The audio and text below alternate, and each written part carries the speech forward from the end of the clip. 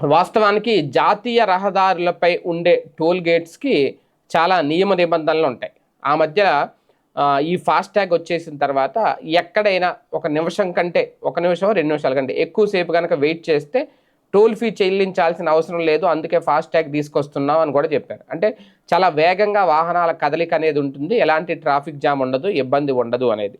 అయితే తాజాగా ట్రాఫిక్లో గంటల పాటు ఇరుక్కుపోయినా సరే టోల్ ఫీజు కట్టాలి అంటూ వాహనదారులను ఒత్తిడి చేయడం నేపథ్యంలో సుప్రీంకోర్టు అభ్యంతరం తెలిపింది. కేరళలోని త్రిశూర్ జాతీయ రహదారిపై 65 కిలోమీటర్ల ప్రయాణానికి 12 గంటల సమయం పడుతుందట. ఈ నేపథ్యంలో టోల్ ఫీజు ₹150 వసూలు చేస్తున్నారు. అయితే అక్కడ రోడ్డు మరమ్మతులు జరుగుతున్నాయట. ఇది పూర్తయ్యే వరకు ఆ ₹150 టోల్ ఫీజు 4 వారాల పాటు వసూలు చేయడానికి వీలు లేదు అంటూ కేరళ హైకోర్టు తీర్పిచ్చింది.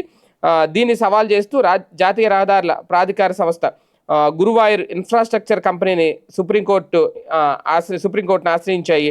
పిటిషన్పై ప్రధాన న్యాయమూర్తి justice BR Gavai, justice K Vinod Chandran, justice NV అంజారియాల ధర్మాసనం విచారణ చేపట్టింది.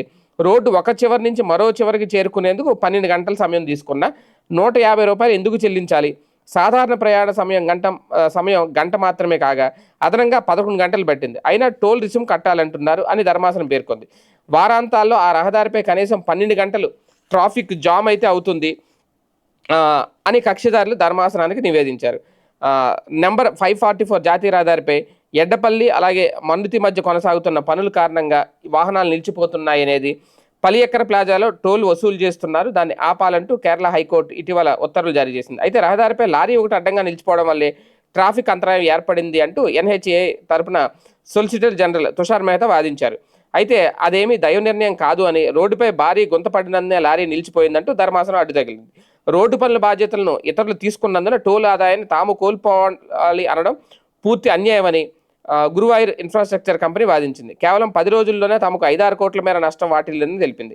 రహదారిని వాహనాల రాకపోకలకు అనువుగా ఉంచాల్సిన బాధ్యత ఎన్హెచ్ఏ పైనే ఉందని హైకోర్టులో పిటిషనర్ల తరపున వాదించిన జయంత్ ముత్తురాజ్ తెలుపగా, కలిగిన నష్టాన్ని ఎన్హెచ్ఏ నుంచి రాబట్టుకోవాలని గురువాయూర్ కంపెనీకి ధర్మాసనం స్పష్టం చేసింది. తీవ్రంగా ఈ సమస్యకు టోల్ రుసుము తగ్గింపు సైతం తగిన పరిష్కారం కాదని ధర్మాసనం స్పష్టం చేసింది. ఈ అంశంపై తుది తీర్పును రిజర్వ్లో ఉంచుతున్నట్లు ప్రకటించింది. మరి కోర్టు ఫైనల్గా ఏం తీర్పిస్తుందనేది చూడాలి.